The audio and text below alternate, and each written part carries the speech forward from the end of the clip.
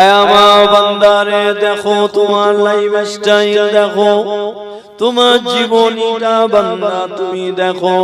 তোমার আমার হাতে আল্লাহ পাক একটা করে বই দিয়ে দেবে, ইকরা কিতাবা। ওই বইতে কি লেখা থাকবে?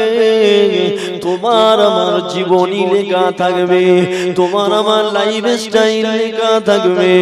এমন করে তুমি বালেগ হবার পর থেকে এমন করে মালাকাল মাউতের দেখা পর্যন্ত তোমার জীবনে তুমি যত কাজ কাম করেছো, এমন করে কত খারাপ কাজ করেছো, কত ভালো কাজ করেছো, কত পাপের কাজ করেছো, কত পুণ্যের কাজ করেছো, ও সবগুলো আল্লাহ পাক লিখে রেখে দিয়েছে গো।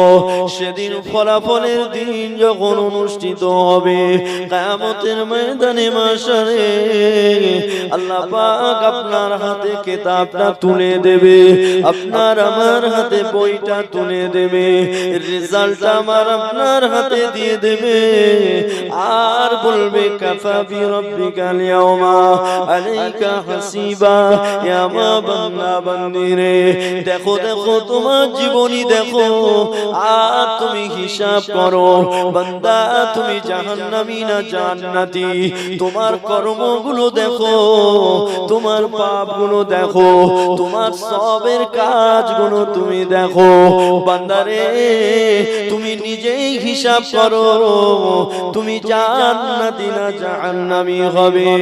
এ যুবকেরা তরুণেরা, আল্লাহ পাক কোরআন শরীফের ভিতরে জানিয়ে দিয়েছে, যেই না আমার আপনার হাতে আমার আপনার জীবনীটা আল্লাহ পাক দিয়ে দেবে, আর আমি আপনি অবাক হয়ে যাব। আর সেদিন কি বলতে লাগবো, মালি হাযাল কিতাব লা ইগাদিরু সগীরাতাও ওয়ালা কাবীরাতাও ইল্লা আহসাহা। এ যুবকেরা তরুণেরা, সেই দিন আমি আপনি কি বলবো? সেই দিন আমি আপনি কিতাব থেকে অবাক হয়ে বলবো, মালি হাযাল কিতাব, এ কেমন কিতাব, লা ইগাদিরু সগীরাতাও ওয়ালা কাবীরাতাও। আমার জীবনের ছোট ছোট গুনাহগুলো লেখা আছে, আমার জীবনের বড় বড় গুনাহগুলো লেখা আছে, আমার জীবনের ছোট ছোট দানগুলো লেখা আছে, আমার জীবনের বড় বড় দানগুলো লেখা আছে, আমার জীবনের ছোট ছোট নেকির কাজগুলো লেখা আছে, আবার ছোট ছোট পাপের কাজগুলো লেখা আছে। কিছু তো ছেড়ে যায়নি, সব তো লেখা রয়েছে। সেই দিন আমি আপনি পাগল পারা হয়ে যাব, যাদের আমলনামাটা খারাপ হবে। এ যুবকেরা এমন করে আল্লাহ পাক তাদের বাঁ হাতে আমলনামাটা ধরিয়ে দেবে। আল্লাহ নবী বলেন, এই পেটের ভিতর থেকে হাত পিছনে বার করে দেবে, আর আল্লাহ আমলনামাটা দিয়ে দেবে। কিন্তু যাদের আমলনামাটা ভালো হবে, এই দুনিয়ার জমিনে যাদের কর্মটা ভালো হবে, যাদের ইবাদতটা ভালো হবে, যাদের পরীক্ষাটা ভালো হবে, এই দুনিয়ার জমিনে কি করতে আল্লাহ পাক আমাকে আপনাকে পাঠিয়েছে, এটা যারা মনে রেখে দেবে আর সেই অনুযায়ী জীবনটা যাপন করবে, নিশ্চয়ই কিয়ামতের ময়দানে মাশারে আল্লাহ পাক তাদের আমলনামাটা ডান হাতে দেবে। আর যাদের আমলনামাটা ডান হাতে দেওয়া হবে, এমন করে বন্ধুদের ডেকে ডেকে দেখাবে, কিয়ামতবাসীদের বলবে, দেখো কত সুন্দর আমার রেজাল্ট বার হয়েছে। জোরে বলা যায় না? সর্বসময় ব্রেনকে বলেন, সর্বসময় কলিজাকে বলেন যে তুই পরীক্ষা দিচ্ছিস, তুই পরীক্ষা দিতে এসেছিস। আপনি পরীক্ষা দিতে এসেছেন, আমি পরীক্ষা দিতে এসেছি। পরীক্ষার রুমের ভিতরে কেরাম খেলে কেউ, মদের আড্ডায় বসে কেউ, জুয়ার আড্ডায় বসে কেউ, কিন্তু আমি আপনি দেখেন মার্কেটে চায়ের দোকানে আমাদের কত সময়, চায়ের দোকানে চাচা বসেছে তো আর ওঠে না, মার্কেটে গিয়েছে সলিমুদ্দিন আর বাড়ি আসে, পরীক্ষা দিচ্ছি, আমি আপনি পরীক্ষা দিচ্ছি। কিয়ামতের ময়দানে যার রেজাল্ট খারাপ হবে বলবে আল্লাহ আরেকবার পাঠাও, বুঝতে পারি, আরেকবার পাঠাও, বুঝতে পারিনি, এবার একবার পাঠাও, খালি তোমার ইবাদত করবে, খালি ইবাদত করবে। আল্লাহ বলবে জাহান্নাম তোকে খুঁজছে, যা জাহান্নাম শদীদ লম্বা লম্বা লেলিহান বার করে আর বেনামাজিকে তাড়া করবে, বেনামাজি। কিয়ামতের ময়দানটা বড় কঠিন ময়দান হবে। এ আমার বিপাকে উম্মত উম্মতিরা দোনো জানে সুলতান দয়াল নবী আমার নূরে জবানে জানিয়ে দিয়েছে গো, কি বলেছে? এ আমার উম্মত উম্মতিরা, ওই ব্যক্তিটা বুদ্ধিমান, ওই ব্যক্তিটা এমন করে দিমাগদার যে দুনিয়ার জমিনে থাকে আখিরাতের সঞ্চয় করে, আখিরাতের ভয় করে, দুনিয়া জমিনে থাকে আখিরাত কামাই করে, আখিরাতের স্মরণ করে। নবী আমার বললেন ওই ব্যক্তিগুলো বুদ্ধিমান। আরে কাল কিয়ামতে ময়দানে মাশারে আমলনামা যতই খারাপ হোক না কেন দ্বিতীয়বার পরীক্ষা দেওয়ার সুযোগ কিন্তু আল্লাহ দেবে না। এ যুবকেরা তরুণেরা শুনলে অবাক হয়ে যাবেন। পিরানে পীর দস্তগীর মহিউদ্দিন আব্দুল কাদিরুল জিলানী গৌসুল আযম বড় বিশ্বের হুজুর আমার কিতাবের ভিতরে লিখেছে প্রাণীদের ভিতরে সবথেকে নিকৃষ্ট প্রাণীদের ভিতরে সবথেকে এমন করে নিকৃষ্ট প্রাণী, ওই প্রাণীর নাম হলো শূকর। যে প্রাণীর গোশত খাওয়া হারাম, যে প্রাণীর দুগ্ধ খাওয়া হারাম, যে প্রাণীর দুধ থেকে ঘি তৈরি করলে ওই ঘিটা খাওয়া হারাম, যে প্রাণীটা লজ্জাহীন প্রাণী, এমন করে तमाम প্রাণীদের ভিতরে নিকৃষ্ট প্রাণী ওই প্রাণী শূকর। সকাল বেলাতে যখন ঘুম থেকে ওঠে, ও যখন ঘুম থেকে চোখটা খোলে, ওই চোখ খোলার আগে আরে আল্লাহর কাছে আবেদন করে, আল্লাহর কাছে নিবেদন করে। এ যুবকেরা কি নিবেদন করে?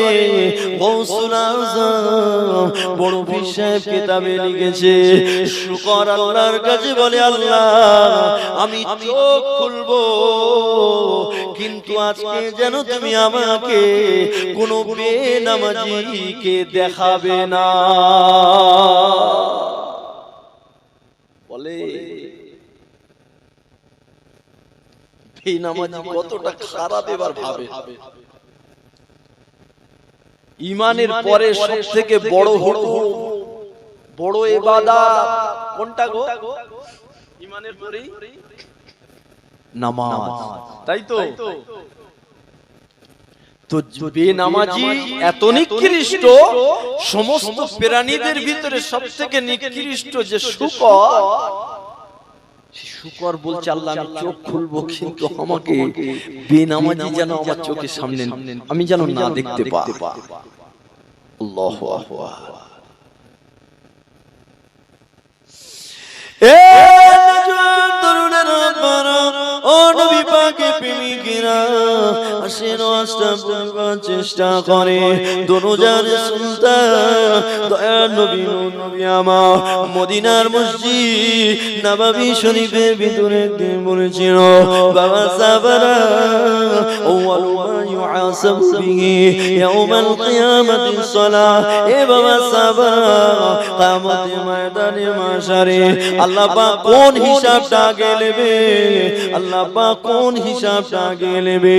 আল্লাহ পাক সবার আগে এই বান্দা বান্দির হিসাব নেবে। কি হিসাব? সেটা হলো নামাজ। নামাজের খাতাটাকে আল্লাহ পাক খুলবে।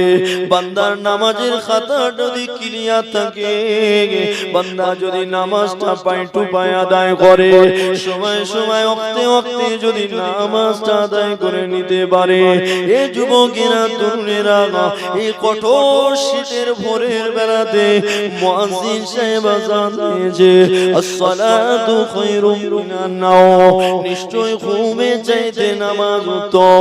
আপনি কম্বলের ভিতর থেকে বার হয়ে এসেছেন, আর ঠান্ডা পানি দিয়ে ওযু করে নিয়েছেন, মসজিদে এসে নামাজ আদায় করে নিয়েছে, আবার জোহরের সময় নামাজ আদায় করে নিয়েছে, এমন করে 5 ওয়াক্ত নামাজ আপনি কোনো ত্রুটি করেননি। আল্লাহ পাক কিয়ামতের ময়দানে যখন দেখবে আমার বান্দা ভুল করলেও বান্দা আমার নামাজ কাজা করেনি, বান্দা আমার নামাজ সঠিক সময় আদায় করে নিয়েছে, আল্লাহ নবী দরজানে সুলতান দয়ার নবী নূর নবী আমার বলেন, আল্লাহ পাক ওই বান্দা বান্দিকে ক্ষমা করে দিয়ে জান্নাত নসিব করে দেবে। জোরে বলতে পারেন না? কিয়ামতের ময়দানে নামাজের হিসাব হবে, আর নামাজের হিসাবে যে ছাড় পেয়ে যাবে, নবী বলে তার গুনাহ সব maaf করে দিয়ে আল্লাহ দয়া করে জান্নাত দেবে। জোরে বলে। যদি দিনে 5 বার আপনি গোসল করেন, আপনার গায়ে ময়লা থাকবে? তো রাসূলের হাদিস এটা, 5 বার যদি আপনি গোসল করেন, যেমন আপনার গায়ে ময়লা থাকে না, তো 5 ওয়াক্ত নামাজ যদি আপনি আদায় করেন, আপনার গুনাহ থাকে, আল্লাহ আপনার গুনাহগুলো maaf করে দেন। জোরে বলেন সুবহান। বান্দা যখন সিজদায় চলে যায়, আল্লাহর রহমতের দরিয়ায় জোশ মারতে লেগে যায়, ওই বান্দার গুনাহ আল্লাহ অবশিষ্ট আর রাখেন না, maaf করে দেন। জোরে বলেন সুবহানাল্লাহ। এ নজর তরুণেরা বানা, ও নবী পাকের প্রেমিকেরা, আরে আল্লাহ পাক আমাকে আপনাকে কতটা ভালোবাসে, আল্লাহ পাক আমাকে আপনাকে কতটা মহব্বত করে। আজ আমি আপনি তো সেলিব্রিটি, আজ আমি আপনি তো হাই প্রোফাইল মানুষ, আজ আমি আপনি তো আল্লাহর কাছে হাই কোয়ালিটির বান্দা বান্দি। নূহ নবীর উম্মাহ ছিল, ঈসা নবীর উম্মাহ ছিল, মুসা নবীর উম্মাহ ছিল, ইউসুফ ইয়াকুব আলাইহিস সালাম তাদের তো উম্মতি ছিল, তারা আল্লাহ পাকের বান্দা বান্দি ছিল। এই যুবকেরা কিন্তু আল্লাহ পাক আমাদের সম্মান, আমাদের মর্যাদা এত বেশি দিয়েছে, আল্লাহ পাক আমাদের সম্মানকে এত বুলন্দ করেছে, এত উপরে তুলে দিয়েছে। ও আল্লাহ আমাদেরকে এত ভালোবাসে। একটা কথা শুনলে বুঝতে পারবেন, আমাদের আব্বা জান আদম আলাইহিস সালাম, আল্লাহ পাক জান্নাতের ভিতরে আমাদের আব্বা জানকে সৃষ্টি করার পরে, আরে আল্লাহ পাক বলেছিল আদম রে, ওয়ালা তাকরাবা হাযিহিস শাজারাতা ফাতাকুনা মিনাজ জালিমিন, হে আমার পয়গম্বর আদম রে, তুমি এমন করে জান্নাতের সমস্ত ফলমূল পান খাবে বটে, কিন্তু শাজারা গাছের নিকটবর্তী হবে না, ওই গাছের ধারে বাড়ি যাবে না, ওই গাছের ফল খাওয়া তো দূরের কথা, তুমি ওই গাছের ছায়া মারাবে না, ওই গাছের নিকটবর্তী হবে না। এ যুবকেরা তরুণেরা, আমাদের আব্বা জান আদম আলাইহিস সালাম তিনি তো ফলটা খেয়ে ফেলেছিলেন। আরে আমার আল্লাহ আমাদের আব্বা জানকে জান্নাত থেকে দুনিয়া জমিনে নামিয়ে দিয়েছিলেন, আমাদের আম্মা জানা হাওয়া আলাইহিস সালামকে আল্লাহ দুনিয়া জমিনে নামিয়ে দিয়েছিলেন। আদম নবী আল্লাহর কাছে ক্ষমা প্রার্থনা করতে লাগে, আল্লাহর কাছে কাঁদতে লাগে। কতদিন কেঁদেছিল? 50 বছর নয়, 100 বছর নয়, কোন কিতাবে আছে 200 বছর, আবার কোন কিতাবে পাওয়া যায় 350 বছর।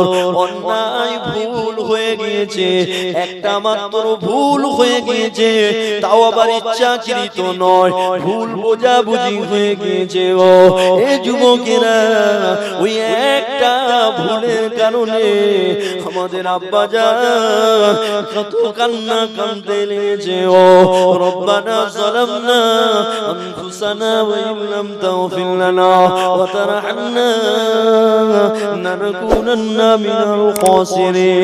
এ যুবকেরা, তরুণেরা, এমন করে আব্বা যান 350 বছর আল্লাহর কাছে কাঁদতে লাগলে, আল্লাহর কাছে রুনাজারি করতে লাগলে, ক্ষমা চাইতে লাগলে। আরে আমাদের অন্যায় কটা, আমরা কত নামাজ কাজা করেছি, আমরা কত মিথ্যা কথা বলেছি, আমরা কত হারাম খেয়েছি, আমরা কত গায়ে জোর দেখিয়েছি, আমরা ভাইপোর হকটা মেরে দিয়েছি, আমরা বোনের হকটা মেরে দিয়েছি, আমরা এমন করে পরের জমির আল কেটে নিজের জমি বানাতে লেগেছি। এ যুবকেরা, তরুণেরা, আমাদের জীবনে কত অন্যায় অপরাধ, আজকে আল্লাহর দরবারে আমার আপনার মর্যাদা কত, এটা বোঝাতে গিয়ে আব্বা জান আদম আলাইহিস সালামের কথাটা টেনে আনলাম।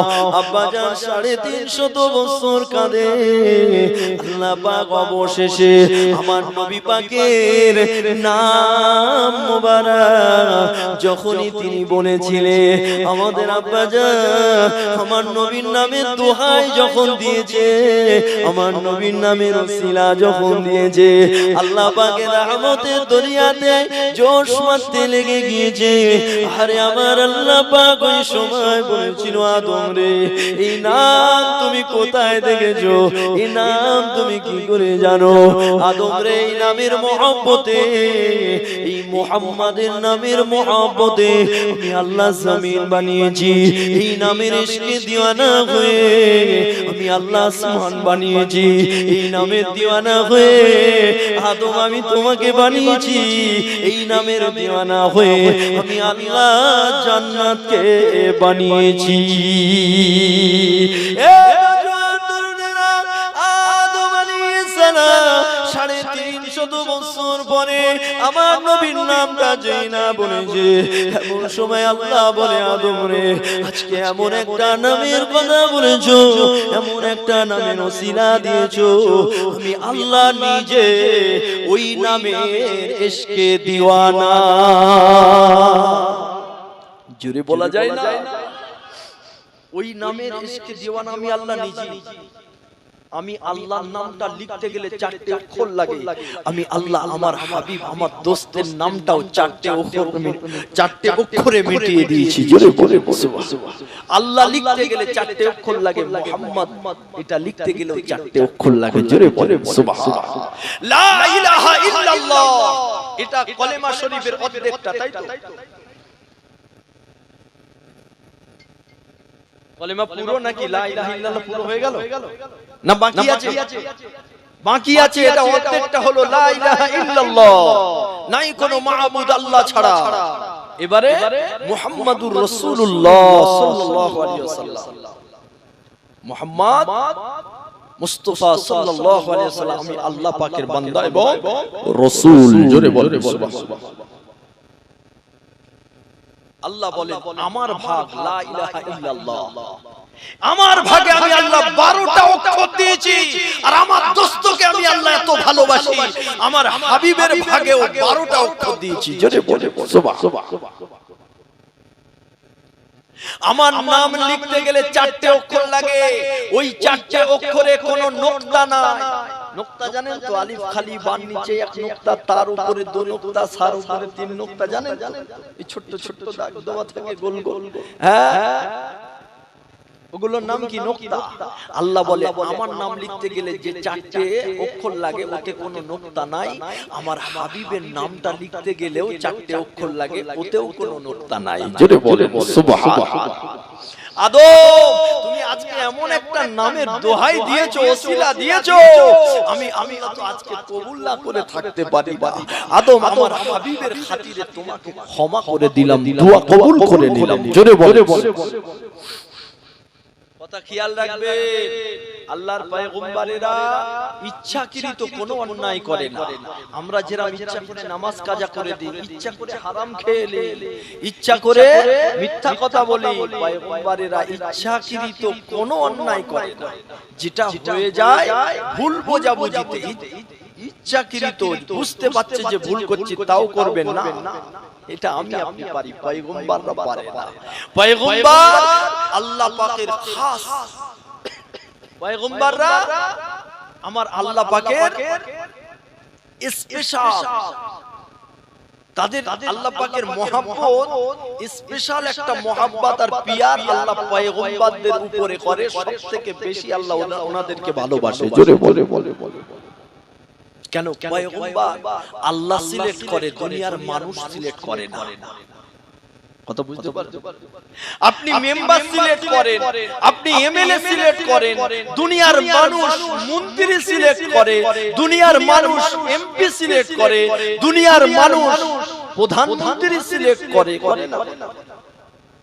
দুনিয়ার মানুষ নবী সিলেক্ট করতে পারবে? পারবে না। ওটা আমার আল্লাহ যাকে সিলেক্ট করেছে সেই নবী হবে। আপনাকে যদি গোটা পৃথিবীর মানুষ নবী বলে তাও আপনি নবী হতে পারবেন না। পারবেন? গোটা পৃথিবীর মানুষ বলছে সলিমুদ্দিন নবী, হবে না।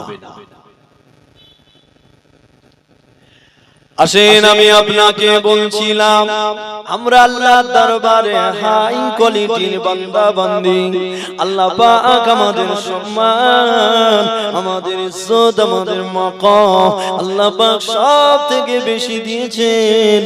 আল্লাহ আমাদেরকে বড় বেশি ভালোবাসে, কেননা আমরা যার উম্মাহ, আল্লাহ পাক নিজেই তার পাগল, আল্লাহ পাক নিজেই তার ইশকে দিওয়ানা। আমরা সেই নবী পাকের উম্মাহ, আল্লাহ আমাদেরকে এত ভালোবাসে। আমাদের আব্বা জান আদম আলাইহিস সালাম একটা ভুল করলেন, 350 বছর তওবা করলেন, বারবার বললেন রব্বানা যালামনা আনফুসানা, এই দোয়াটা বারবার বারবার করতে লাগলেন।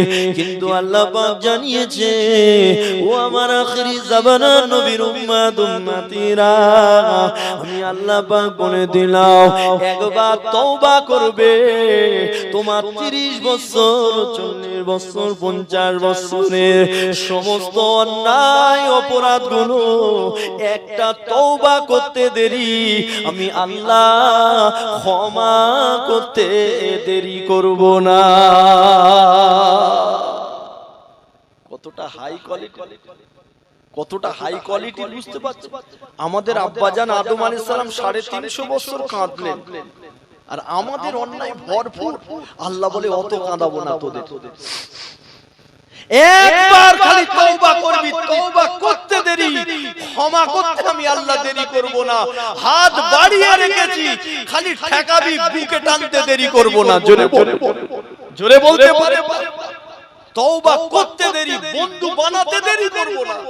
তোরা আমার কাছে হাই প্রোফাইল ব্যক্তি, তোরা আমার কাছে হাই কোয়ালিটির বান্দা বান্দি।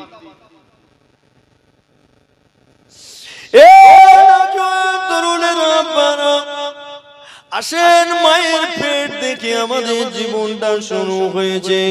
আজরাইল আলাইহিস সালামের মুখটা যেদিন দেখবো গো, আরে আমি দেখবো, আপনি দেখবেন, সবাই দেখবে।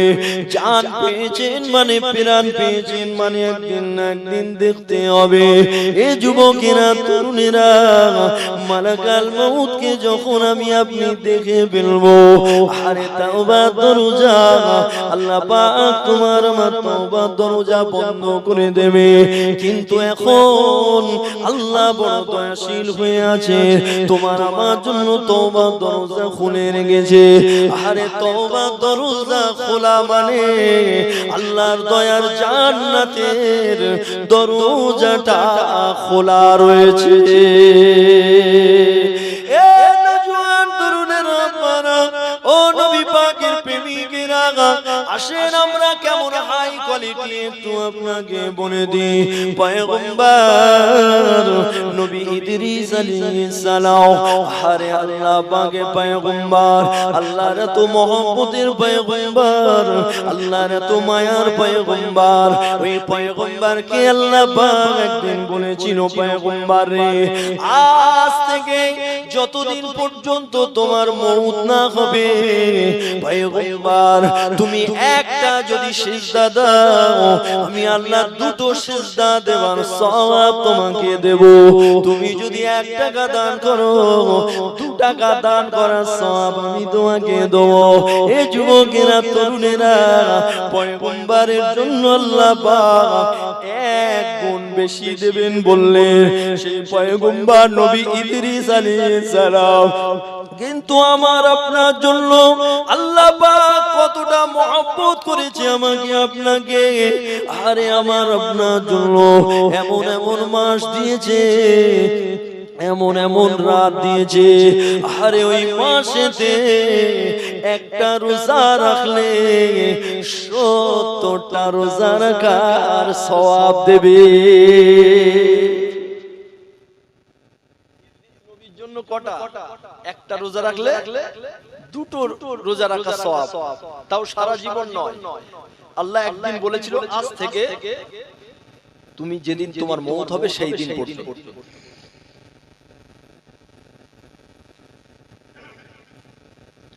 সেই দিন পর্যন্ত।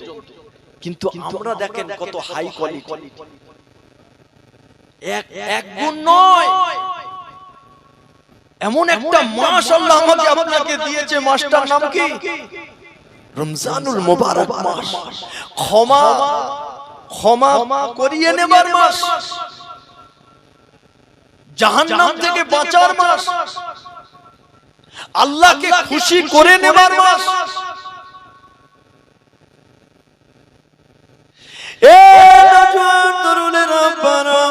ও নবী পাকের প্রেমিকেরা, এই রমজানুল মুবারক মাস অন্য নবীদের দেওয়া হয়নি, অন্য উম্মত উম্মতিদেরকে দেওয়া হয়নি।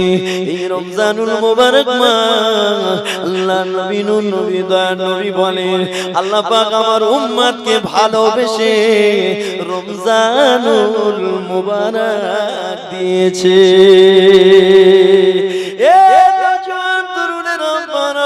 রমজান শরীফের মাসেতে আপনি একটা খেজুর খাওয়াবেন একটা রোজাদারকে, যেন আপনি 70টা রোজাদারকে ইফতার করিয়ে দিয়েছে। আপনি 1 টাকা দান করবেন যেন 70 টাকা দানের সওয়াবটা পেয়ে যাবে। এই যুবকেরা রমজান শরীফের মাসেতে যদি আমি আপনি এমন করে একটা কাজা নামাজ আদায় করে দিই, 70 রেখা 70 রক্তের কাজা নামাজ আদায় হয়ে যাবে। এমন করে যদি আমি আপনি রমজান শরীফের নফল নামাজ আদায় করি 2 রেখা, অন্য মাসের একটা ফরজ নামাজ আদায় করার সমান হয়ে যাবে।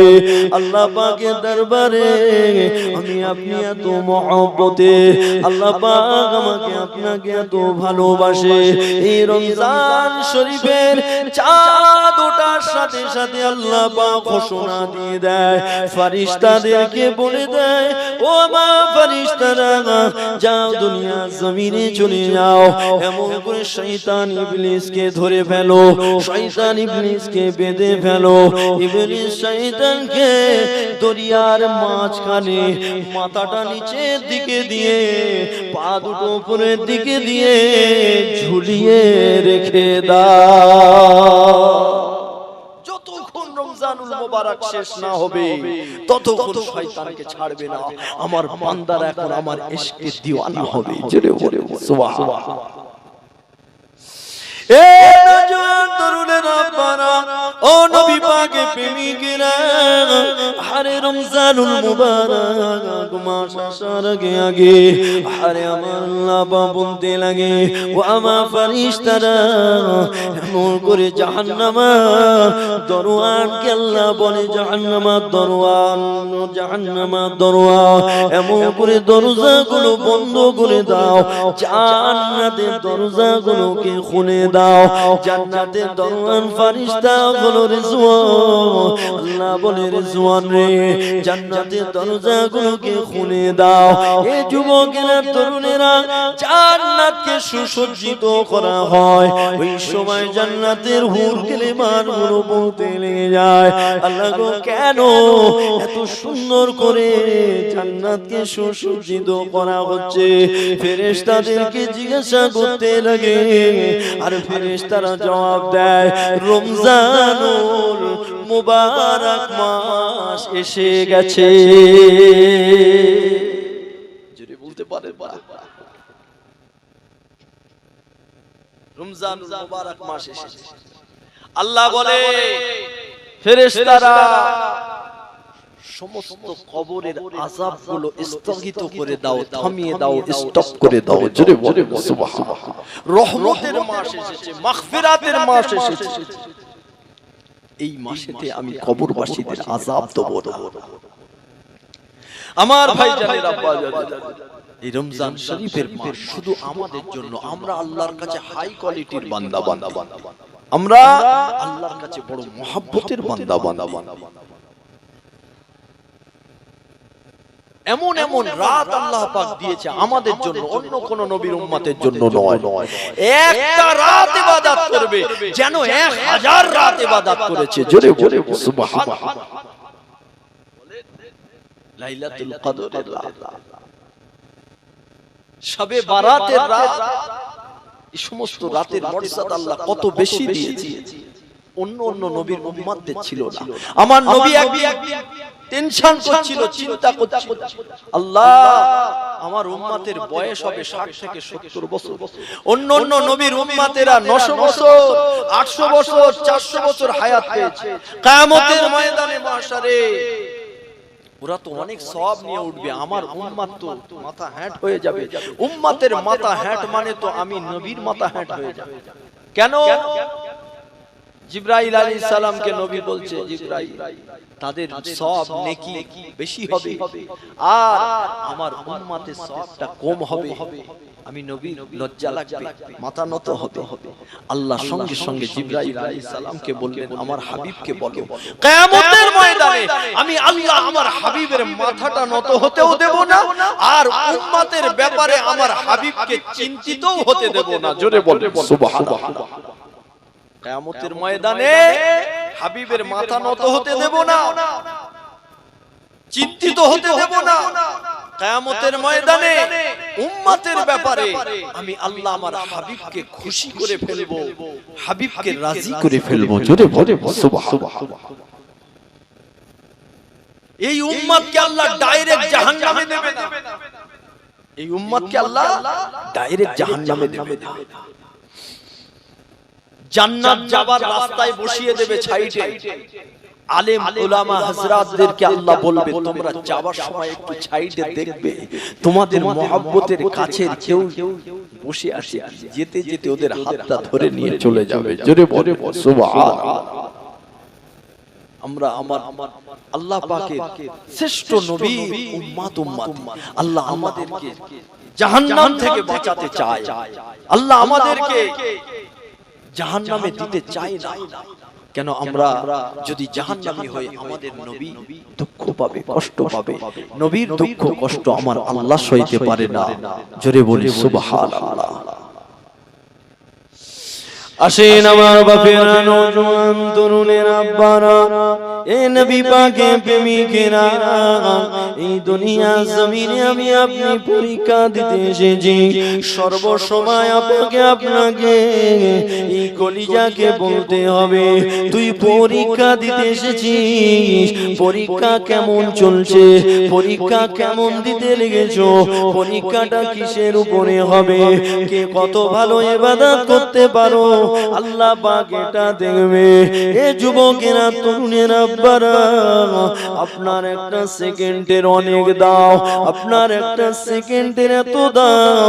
যারা কবরে চলে গিয়েছে, ওই কবর থেকে কিয়ামত পর্যন্ত তাদের তামাম সময়, আর তোমার একটা সেকেন্ড, তোমার একটা সেকেন্ডের দাম, এই একটা সেকেন্ডের মর্যাদা অনেক বেশি। কেননা তুমি দুনিয়ার জমিনে একটা সেকেন্ডে যদি তুমি বলো সুবহানাল্লাহ, সুবহানাল্লাহ, সঙ্গে সঙ্গে তোমার নামা আমালে 40 খানা নেকি দিয়ে দেওয়া হবে। এ নওজোয়ান তরুণেরা, আব্বারা, এ নবী পাকের প্রেমিকেরা, কিন্তু যারা কবরস্থ হয়ে গেছে, যারা কবরের মাটির মানুষ হয়ে গিয়েছে, তারা যদি শতবার আল্লাহ আল্লাহ আল্লাহ আল্লাহ জিকির করে, শতবার যদি তারা মওকুরে সিজদা দেয়, তাদের নামে আমলে আল্লাহ পাক একটা নেকি দেবে না। এই রকম ঘটনা কিতাবের ভিতরে পাওয়া যায়। এক ব্যক্তি 450 বছর কবরের ভিতরে নামাজ পড়েছে, আরে দুনিয়ার একজন মুমিনের সঙ্গে দেখা হয়েছে। ভাইজান নারে তাকবীর, নারে তাকবীর। ভাইজান হুজুর কিবলা, ভাইজান হুজুর কিবলা, সিলসিলায়ে হক মুজাদ্দিদুজ জামান, নারে তাকবীর। ভাইজান হুজুর কিবলা, আমার দাদা পীরের কলিজার টুকরা ভাইজান হুজুর কিবলা, নারে তাকবীর। মাসলাকে মুজাদ্দিদুজ জামান, মাশাআল্লাহ।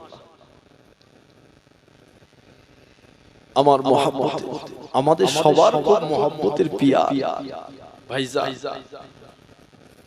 এসে গেছে ইনশাআল্লাহ। ভাইজান যতক্ষণ স্টেজে না আসে আমি পাগল, একটু পাগলামি করি। হ্যাঁ, আপনাদের অসুবিধা হচ্ছে? আমার জ্বালাতন ভালো লাগছে? কি বলছিলাম এক্ষুনি, কি বলছিলাম বলেন? এই দেখেন এতগুলো মানুষ কেউ বলতে পারে এক্ষুনি কি বলছিলাম।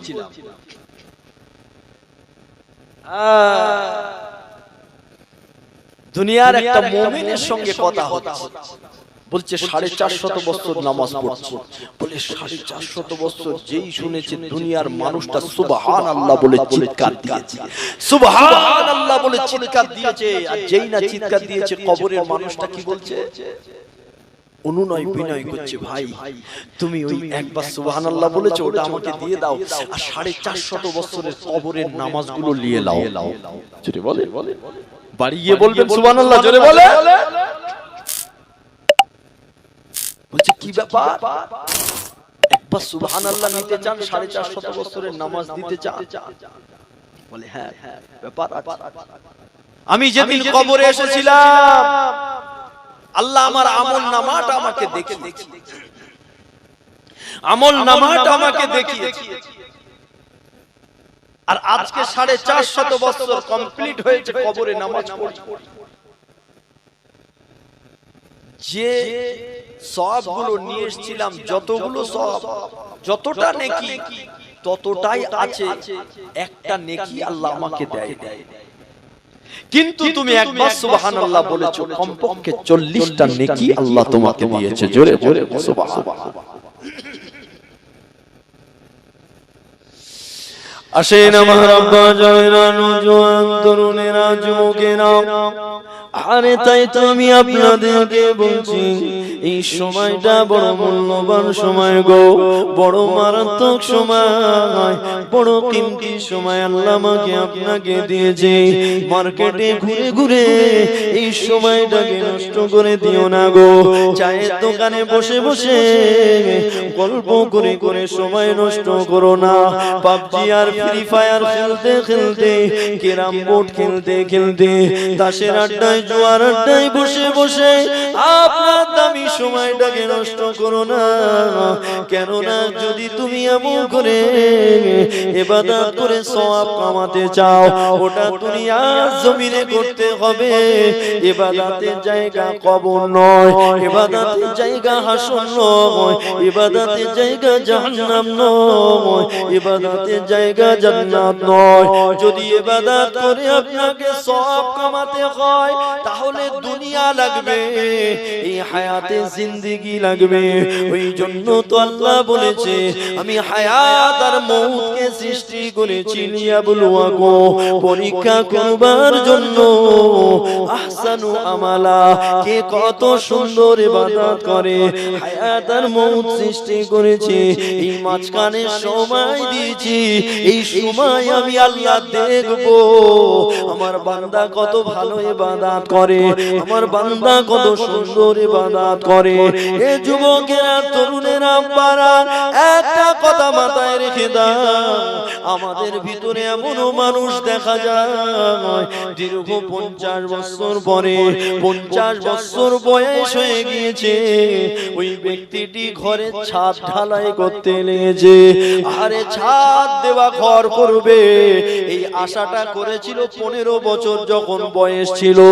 এমন করে খাটাখাটনি করতে করতে, টাকা ইনকাম করতে করতে, টাকা জমাতে জমাতে জমাতে জমাতে একটা ঘরের ছাদ দেবার মতো টাকা যখন এক জায়গায় হলো, এ তখন আর জোয়ান নেই, এ তখন বয়স হয়ে গিয়েছে, দাড়িগুলো সাদা হয়ে গিয়েছে, মাথার চুলগুলো সাদা হয়ে গিয়েছে, চামড়াগুলো ঝুলে গিয়েছে। এইবারে ছাদ দেওয়া ঘর স্টার্ট করেছে। এ যুবকেরা 35 বছর কষ্ট করলো, একটা ছাদ দেওয়া ঘর করবে, আরামে থাকবে। আরে নবী আমার নূরে জবানে বলেছে, আখিরি জামানার উম্মত উম্মতিরা, আমার উম্মত উম্মতিরা 60 থেকে 70 বছর বাঁচবে। হার্ডলি বয়স হবে 70 বছর, বেশিরভাগ মানুষ 60 থেকে 70 এর ভিতরে ইন্তেকাল হয়ে যায়। আহারে 50 বছর বয়সে ছাদাটা ঘর করলে মাত্র থাকবে আর 15 বছর, মাত্র থাকবে আর 20 বছর, 20 বছর শান্তিতে থাকতে গিয়ে 35 বছর ঘাম ঝরিয়েছো, গায়ের রক্ত পানি করেছো। তাহলে তেমন করে হাদিসে আছে, এ যুবকেরা, আমার আল্লাহ বলেন, বান্দা মারা যাবে তারপরে জিন্দা হলো, বান্দা ওই যে জিন্দা হয়ে গেল, ওই বান্দা আর মরবে না। বান্দা জান্নাতে চলে গেলেও আর মরবে না, আর জাহান্নামে গেলেও মরবে না, পুড়ে পুড়ে কালো কয়লা হয়ে যাবে, হাড় হাড্ডি গুলো কয়লা হয়ে যাবে, কিন্তু বান্দা মরবে না, বান্দা মরবে না। জান্নাত আর জাহান্নামের মাঝখানে আল্লাহ মরণকে নিয়ে, মউতকে নিয়ে জবাই করে দেবে। সেই দিন থেকে আর কারোর মউত হবে না। এ যুবকেরা, তরুণেরা, আব্বারা, আরে দুনিয়া জমিনে বারবার বেরেনকে বলো, বারবার কলিজাকে বলো, তুমি পরীক্ষা দিতে এসেছো। এ যুবকেরা, তরুণেরা, আব্বারা, আরে যদি আপনি এমন করে 20 বছর শান্তিতে থাকতে গিয়ে 35 বছর ঘাম ঝরাতে হয়, আর যে জিন্দেগি শুরু হবে ওই জিন্দেগি শেষ হবে না। আরে সেই জিন্দেগির জন্য তুমি কতটুকু সময় দিয়েছো, তুমি কতটুকু সময় লাগাচ্ছো। আরে 24 ঘন্টার ভিতরে তুমি কি 1টা ঘন্টা দিতে পারো না? আমার আল্লাহ পাক আপনাকে দৈনন্দিন 5 বার করে ডাকে। আল্লাহ পাক সপ্তাহে আপনাকে 35 বার ডাকে।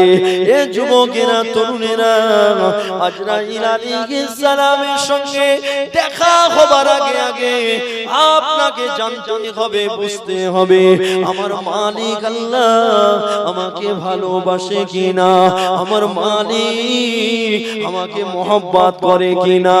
এই মুহূর্তে যদি আমার মউত হয়ে যায়, আমার কবরটা জাহান্নামের গাড্ডা হবে না জান্নাতের বাগান হবে, এটা আমাকে আপনাকে বুঝতে হবে। যদি বলেন হুজুর বুঝবো কি করে, আরে নাটক আর করবেন না। অনেকে নাটক করে বলে আল্লাহ কি করবে সেদিন জানি না, আল্লাহ দয়া পাবো কি জানি না। আরে দয়া পাবার পাত্র যদি তুমি বানো, অবশ্যই আল্লাহ দয়া করে জান্নাত দিয়ে দেবে। বলে আল্লাহ যদি দয়া করে তাহলে জান্নাতে যাব। আরে দয়াটা নিতে গেলেও তো আপনার সেই পাত্র বানতে হবে। আপনি আপনার শত্রুর উপরে মহব্বত করেন, শত্রুকে কিছু দেন, বরং শত্রু যদি গর্তয় পড়ে যায় ও শালা মরুক, এরম বলে অনেক লোক, তাই না? এই বলে না, শত্রুর কিছু দোয়া তো দূরের কথা, গর্ত থেকে টেনে তোলা তো দূরের কথা, বলে মরুক। আর আপনার বন্ধু যদি গর্তয় পড়ে যায়, হ্যাঁ, আপনার বন্ধু যদি ফেঁসে যায় আপনি তাকে দয়া করবেন না? তো আল্লাহর দয়াটা পেতে গেলেও তো আল্লাহর মহব্বতের না হলে আল্লাহ আপনার দয়া করবে কি?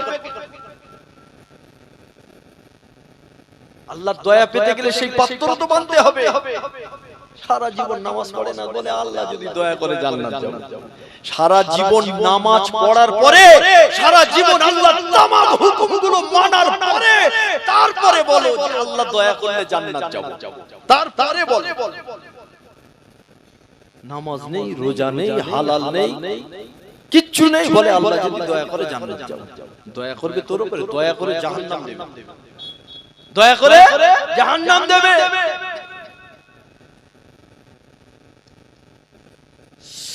আসেন আমার বাপেরা, নওজওয়ানেরা, কি কথা আমি আপনাকে বোঝাতে চাইছি গো। এ যুবক খুব ভালো করে শুনে রেখে দাও। তুমি যদি আমেরিকায় বেড়াতে যাও, তুমি যদি ইংল্যান্ডে যাও, তুমি যদি ইরানে যাও, তুমি যদি জার্মান জাপানে যাও, আরে তুমি যদি আমেরিকায় যাও, ওই আমেরিকায় গিয়ে আপনাকে ডলার ইউজ করতে হবে। এমন করে যদি তুমি ইউরোপে যাও, সেখানে গিয়ে ওখানকার টাকা ইউজ করতে হবে। সৌদি আরবে গেলে রিয়াল ইউজ করতে হবে। এই ভারতের টাকা ওখানে চলবে না, তোমাকে পারচেজ করতে হবে, তোমাকে টাকা বদলাতে হবে। এই যুবকেরা, তরুণেরা, আব্বারা, আপনি নাইবা আমেরিকায় গেলেন, আপনি নাইবা জাপানে জার্মানে গেলেন, কেউ আপনাকে জোর করে জাপানে পাঠাবে না, কেউ আপনাকে আমেরিকায় পাঠাবে না। এই যুবকেরা আওয়াজটা বুঝতে হবে খুব ভালো করে। এমন একটা দেশ রয়েছে যে দেশের নাম হলো কবর। ওই দেশে যেতে না চাইলেও যেতে হবে, আর যেতে চাইলেও যেতে হবে। ওই দেশের এমন করে ভিসা আল্লাহ পাক দিয়েই দিয়েছে, ওই দেশের পাসপোর্ট আল্লাহ পাক কেটে দিয়েছে গো। এ যুবকেরা, যদি আপনি আমেরিকায় যান, ওখানকার ডলার আপনার নিতে হয়, যদি ইউরোপে যান ইউরো নিতে হয়, যদি আপনি সৌদিতে যান ওখানকার রিয়াল আপনাকে খরচ করতে হয়। কবর নামক দেশে আপনাকে তো যেতেই হবে। আপনি জার্মানে নাইবা যাবেন, আপনি জাপানে নাইবা যাবেন, কিন্তু কবর থেকে কি কেউ আপনাকে বাঁচাতে পারবে? কবর নামক দেশেতে আপনাকে যেতে হবে। ওই কবরেও এক ধরনের টাকা চলে, সেই টাকার নাম হলো নেকি, সেই টাকার নাম হলো সওয়াব। এ যুবকেরা, তরুণেরা, এই দুনিয়া জমিনে যার কাছে যত বেশি টাকা সে তত বড় দাদা। ঠিক ওই রকম কবরে যার কাছে যত বেশি নেকি থাকবে, আরে সে তত বড় দাদা হয়ে যাবে। কবরটা সুন্দর জান্নাতের বাগিচা আল্লাহ বানিয়ে দেবে। আরে ওই কবর নামক দেশের জন্য ডলার আমাকে আপনাকে বানাতে হবে। একবার সুবহানাল্লাহ বললে ওই কবর নামক দেশের জন্য 40টা ডলার দিয়ে দেওয়া হয়। একবার আল্লাহু আকবার বললে 40টা নেকি দিয়ে দেওয়া হয়। এটা কোন দেশে লাগবে? কবর নামক দেশে লাগবে। আজ থেকে জমাতে শুরু করে, জমাতে শুরু করে। ওই জীবনটা শুরু হবে তো আর শেষ হবে না। তুমি মাত্র 60-70 বছরের জিন্দেগিতে 15 বছর শান্তিতে থাকবে বলে 35 বছর মাথার ঘাম পায়ে ফেলেছো, আর ওই জিন্দেগির জন্য কি করেছো? তুমি আশরাফুল মাখলুক, তুমি গরুর মতো ছাগলের মতো সময় কাটিয়ে দিলে তো তোমার হবে না। আসেন তাহলে আমি কি বোঝাতে চাইছি। আল্লাহ নবী, নবী দয়া নবী আমার একদিন মদিনার বাজারে গিয়েছে গো। এ যুবকেরা তরুণেরা আল্লাহ নবী মদিনার বাজারে গেল। আরে নবী পাকে কিছু সাহাবা হুজুরা তারাও মদিনার বাজারে বাজার করছিল। মদিনাওয়ালাকে যেই না দেখতে পেয়েছে, নূর নবীকে যেই না দেখতে পেয়েছে, সাহাবা হুজুরা তাড়াতাড়ি বাজার করে নিয়েছে। মদিনাওয়ালার সঙ্গে এমন করে একসঙ্গে বাড়ি যাব, তাড়াতাড়ি বাজার করে নিয়েছে। দোনোজানে সুলতানের সঙ্গে একসঙ্গে বাড়ির দিকে আসতে লেগেছে। এ যুবকেরা তরুণেরা আল্লাহ নবী সাহাবাদেরকে নিয়ে আস্তে আস্তে আস্তে আস্তে রাস্তার মাঝখানে সাহাবাদেরকে দাঁড় করিয়ে দিয়েছে। বাবারা তোমরা একটু দাঁড়িয়ে যাও। আল্লাহ নবী সাহাবারা দাঁড়িয়ে গেল। নবী আমার দেখতে পেলেন রাস্তার ধারে একটা পচা মরা ছাগল পড়ে রয়েছে। ছাগলটা শুধু মরে গিয়েছে তা নয়, ওই ছাগলটা পচে গিয়েছে আর গলে গিয়েছে, দুর্গন্ধ বার হতে লেগেছে। নূর নবী দয়ার নবী আমার ওই ছাগলের কানটা ধরে নূরে হাত দিয়ে নবী আমার টেনে তুললে আর সাহাবাদের দিকে ঘুরে আল্লাহ নবী সাহাবাদের বলতে লাগলো, ও আমার সাহাবারা এই ছাগলটা 1 টাকা দাম, 1 রিয়াল 1 দিরহাম দাও। বাবারা তোমরা কে নেবে? সাহাবারা বলতে লাগে, হুজুর আমরা নেব না। কেন নেবে না? হুজুর পচে গিয়েছে, এই ছাগলটা দুর্গন্ধ বার হতে লেগেছে, নেব না। আরে নবী আমার ওই সময় বলেছিল, এ বাবা সাহাবারা ঠিক আছে টাকা লাগবে না, তোমরা এটা ফ্রি নিয়ে নাও, তোমরা এটা মাগনা নিয়ে নাও। সাহাবারা বলে হুজুর তাও নেব না।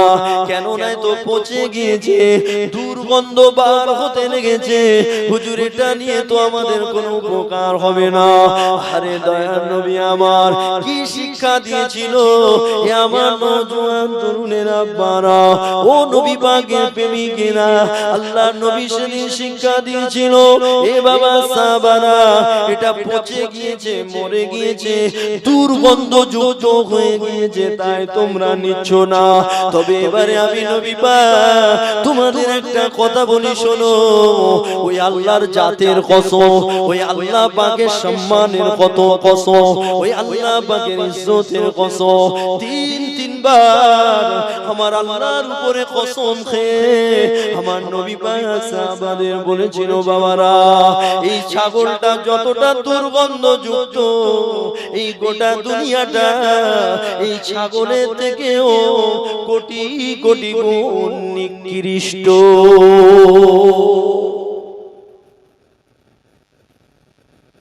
তাহলে তোমরা কেন দুনিয়ার দিকে ছোট? 3 বার কসম খেয়ে আল্লাহর উপরে কসম খেয়ে নবী বললেন, এই ছাগলটা যতটা দুর্গন্ধযুক্ত, যতটা নিকৃষ্ট হয়ে গেছে, তার চাইতে আল্লাহর কাছে দুনিয়াটা কোটি কোটি গুণ দুর্গন্ধযুক্ত যায়। আর সেই দুনিয়া নেওয়ার জন্য 50 বছর কাটিয়ে দিচ্ছ, 40 বছর কাটিয়ে দিয়েছো। দুনিয়ায় একটু শান্তিতে থাকবে, ছাদ দেওয়া বাড়ি করবে বলে 35 বছর কেটে দিয়েছো। আর সেই জিন্দেগি শুরু হবে শেষ হবে না, তার জন্য কত সময় দিয়েছো? ওই জিন্দেগির জন্য কত সময় দিয়েছো? আল্লাহর নবী ওই মরার পচা ছাগলকে দিয়ে আমার নবী সাহাবাদের আমাদের কি শিক্ষা দিয়ে গেল। নবী আমার সাহাবাদের ভিতরে বড় একটা পরিবর্তন ঘটিয়েছে, যেটা হলো সাহাবাদের মুখটা দুনিয়া থেকে ঘুরিয়ে আখিরাতমুখী করেছে। জোরে বলে সুবহানাল্লাহ।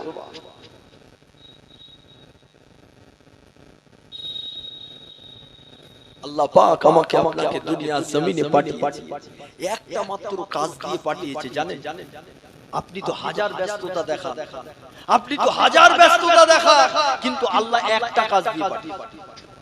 এই যে এত ব্যস্ততা, আমি আপনি নিজে নিজে ব্যস্ততা বাড়িয়ে নিয়েছি। আল্লাহ বলে আমার কাজ তো একটা। দুরূদ শরীফ আল্লাহুম্মা সাল্লি আলা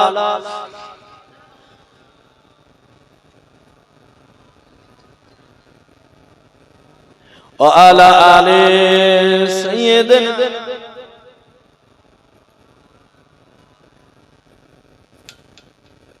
কলেমা শরীফে থেকে লা ইলাহা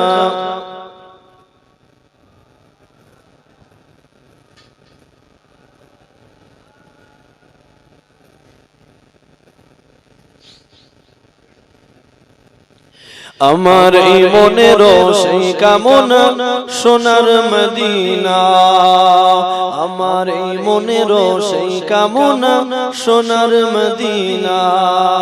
মনের মাঝে আছো তুমি কেন তা বোঝো না। জোরে বলবেন না, আরেকটু জোরে হয় না? নারে তাকবীর। আমার এই মনের সেই কামনা সোনার মদিনা, মনের মাঝে আছো তুমি কেন তা বোঝো না।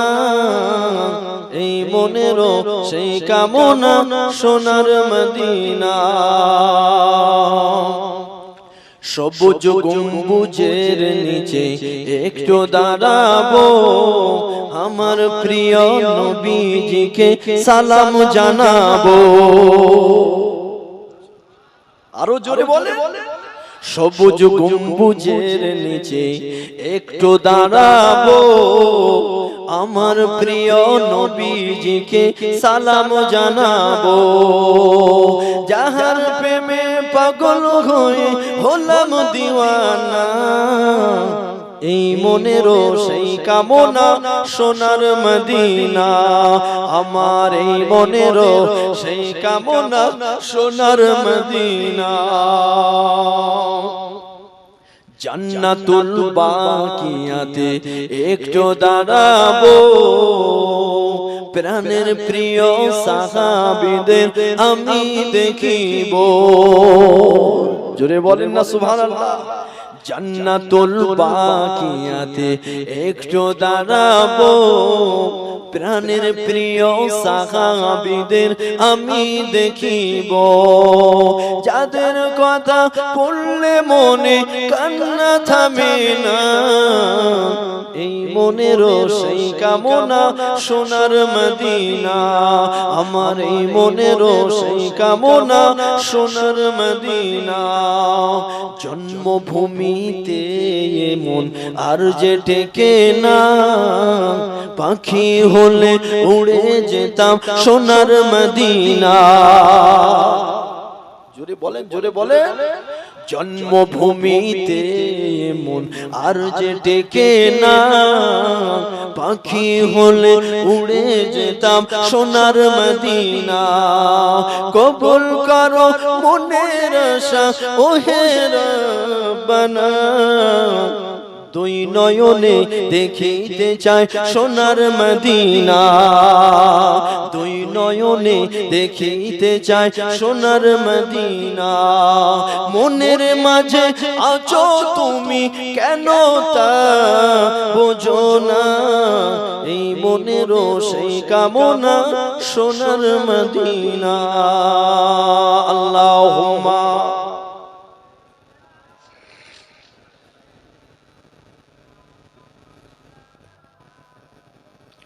وعلى آل سيدنا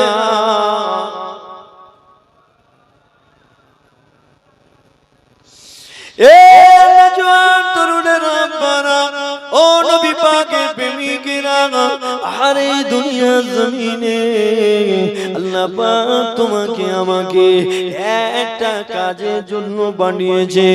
এত ব্যস্ততা আমার আল্লাহ তোমাকে আমাকে দিয়ে পাঠায়নি। আল্লাহ বলে বান্দা বান্দিরে, আমি আল্লাহ পাক তোমাদেরকে ইবাদতের জন্য সৃষ্টি করেছি, বিবাহ করবার জন্য আল্লাহ সৃষ্টি করেনি, বাচ্চা পয়দা দেওয়ার জন্য সৃষ্টি করেনি, দোকান মাকান চালাবার জন্য আল্লাহ সৃষ্টি করেনি, কৃষি কাজ করবার জন্য সৃষ্টি করেনি, চাকরি বাকরি করবার জন্য সৃষ্টি করেনি, ঘুমাবার জন্য আল্লাহ তোমাকে আমাকে সৃষ্টি করেনি, খাওয়ার জন্য আল্লাহ সৃষ্টি করেনি, পায়খানা পেশাব করবার জন্য আল্লাহ সৃষ্টি করেনি। এই যুবকেরা, এই দুনিয়ার জমিনে একটা প্রাণী আছে যার নাম হলো কুত্তা, ওই কুত্তা বছরে 12টা বাচ্চা জন্ম দিতে পারে। তাই তোমাকে আমাকে বাচ্চা জন্ম দেওয়ার জন্য আসলে সৃষ্টি করা হয়নি। এই দুনিয়ার জমিনে একটা প্রাণী আছে যার নাম হলো গাধা।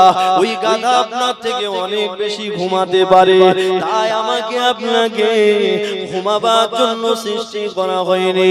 এই দুনিয়ার জমিনে একটা প্রাণী আছে যার নাম হলো হাতি।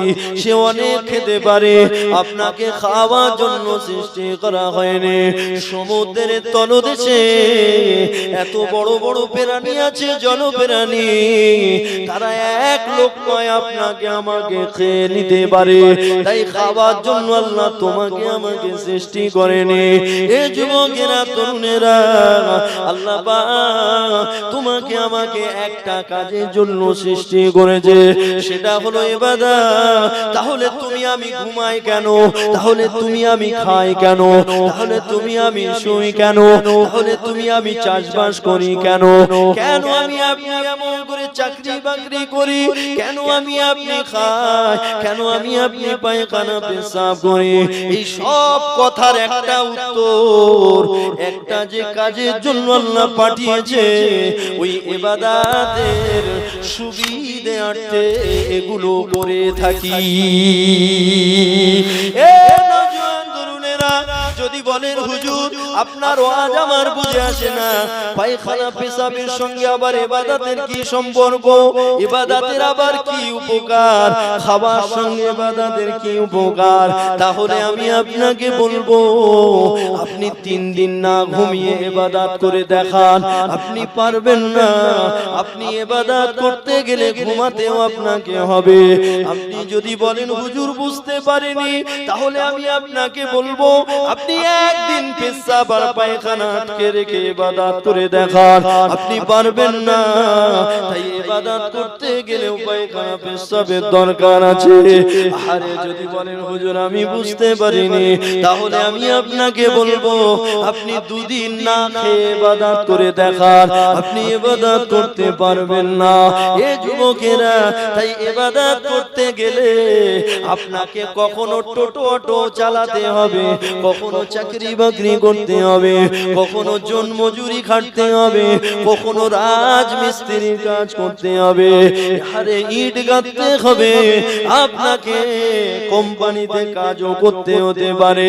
কেননা ইবাদত করতে গেলে আপনাকে আগে বাঁচতে হবে, আর বাঁচতে গেলে খেতে হবে, আর খেতে গেলে টাকার দরকার হবে। এ যুবকেরা, পর্দায় থাকা, এমন করে মা বোনেদের পর্দায় রাখা, এটা হলো ফরজ। এই ফরজ ইবাদতটা যদি আমি আপনি এমন করে করতে চাই, সেখানেও টাকার দরকার হবে। আপনার বিবিকে বোরকা কিনে দেবেন, আপনার টাকা না হলে কি করে দেবেন? আসেন এইবারে শোনেন, আরে ইবাদতের সুবিধার্থে যদি আপনি ঘুমান, ইবাদতের সুবিধার্থে যদি আপনি খান, ইবাদতের সুবিধার্থে যদি পায়খানা পেশাব করেন, আরে আমরা সেই জাতি, পায়খানা পেশাব করলেও নেকি হয়। জোরে বলা যায় না? খেলেও নেকি হয়, ঘুমালেও নেকি হয়। কেন? ইবাদতের সুবিধার্থে খাচ্ছি, ইবাদতের সুবিধার্থে ঘুমাচ্ছি, আবার ইবাদতের সুবিধার্থে পায়খানা পেশাব করছি, আবার ইবাদতের সুবিধার্থে রাজমিস্ত্রির কাজে যাচ্ছি, ইবাদতের সুবিধার্থে মাঠের কাজ করছি। উদ্দেশ্য কি? ইবাদত। তো আল্লাহ বলে, যদি উদ্দেশ্য ইবাদত হয়ে থাকে, আমি আল্লাহ বলছি তোর ওই রাজমিস্ত্রির কাজ একটা একটা ইট গাঁথবি, একটা করে সওয়াব পাবি। জোরে বলে, জোরে বলতে পারে। সারা দিন দোকানদারি করেছো, আল্লাহ বলে না, তুমি ইবাদত করেছো। সারা রাত ঘুমিয়েছো, আল্লাহ বলে না, তুমি ইবাদত করেছো। নবী বলেছে ইশার নামাজটা আদায় করে মধ্যরাত পর্যন্ত আপনি ঘুমিয়েছেন, মধ্যরাত পর্যন্ত ঘুমটা আপনার ইবাদত হয়ে গেছে। জোরে বলে। তারপরের থেকে শেষ রাত পর্যন্ত কি করে ইবাদত হবে? আসসালাতু খায়রুম মিনান নাওম, আওয়াজটা যেই দেবে, যদি ঘুমটা আপনার ভাঙে, আর নামাজটা যদি পড়লেন ওই মধ্যরাত থেকে শেষ রাত পর্যন্ত ইবাদত হয়ে গেছে। জোরে জোরে। আর যদি আপনি গরুর মতো ঘুমিয়ে যান, ছাগলের মতো ঘুমিয়ে যান, আপনার ঘুম আর গরুর ঘুমটা এক হয়ে যাবে। আর যখন আপনি মানুষ হয়ে প্রাণীর সঙ্গে মিলে যাবে, তখন আপনি প্রাণীর থেকে, জন্তু জানোয়ারের থেকে খারাপ হয়ে যাবেন। বালহুম আদাল, আল্লাহ বলে ও আরো নিকৃষ্ট হয়ে গেছে। মানুষ হয়ে জন্তু জানোয়ারের সঙ্গে মিলে যাচ্ছে, এ তো আরো খারাপ। আমার বাপের শোনেন, এই দুটো চোখ থাকলেই মানুষ, দুটো হাত থাকলে মানুষ, দুটো পা থাকলে মানুষ, এটা ভাববেন না। কথা বুঝতে পারছেন? মানুষের মতো দেখতে এই মানুষ না, মানুষের মতো দেখতে, মানুষের মতো দুটো চোখ আছে, মানুষের মতো দুটো পা আছে, কিন্তু মানুষ নয়। মানুষ হতে গেলে কি করতে হবে? অনেকেই আছে আপনার গ্রামে, আমার গ্রামে 50 বছর বয়স হয়ে গেছে, মানুষ হতে পারে। আসেন তাহলে একটু শুনে নেন মানুষ কাকে বলে। আল্লাহ পাক বলেন মানুষ তো হলো দোনোজানে সুলতান, দয়ার নবী নূর নবী হলেন মানুষ। এ যুবকেরা, তরুণেরা, বাবেরা, আরে মানুষের নমুনা হলো আমার নবী, মানুষের স্যাম্পল পিস হলো আমার নবী। এই জামাটা যখন আমি বানাতে দিলাম, এই যে ডিজাইনটা করা রয়েছে, আমি এমন করে দর্জি সাহেবকে বললাম, ও দর্জি সাহেব এই ডিজাইনটা আমাকে বানিয়ে দেন। আমি একটা স্যাম্পল দিলাম, তবে এই ডিজাইনটা আমি পেয়েছি, এই জামাটার মতো একটা জামা বানিয়ে দাও। আপনাকে প্রথমে একটা স্যাম্পল দিতে হয়, তারপরে সেই অনুযায়ী করে দেয়। এ যুবকেরা, এই মানুষের স্যাম্পল পিস হলো দোনোজানে সুলতান, দয়ার নবী নূর নবী আমার, তিনি হলেন মানুষের নমুনা। তুমি যদি মানুষ হতে যাও, লাকাদ কানা লাকুম ফি রাসূলিল্লাহি উসওয়াতুন হাসানা, আল্লাহ পাক বলেন আমি তোমাদের মডেল বানিয়ে দিলাম আমার হাবিবকে, তোমাদের আইডল বানিয়ে দিলাম আমার হাবিবকে, তোমাদের মডেল করে দিলাম। তুমি খাবে কিভাবে? আমার নবী যেভাবে খেয়েছে। তুমি শোবে কিভাবে? আমার নবী শুয়েছে যেভাবে। তুমি জামা পরবে কিভাবে? তোমার জামাটা কেমন হবে? আমার নবীর জামাটা যেমন হয়েছে। তোমার খাবারটা কেমন হবে? আমার নবীর খাবারটা যেমন হয়েছে। তোমার চুল কাটার স্টাইলটা কেমন হবে? আমার নবীর চুল কাটার স্টাইলটা যেমন ছিল।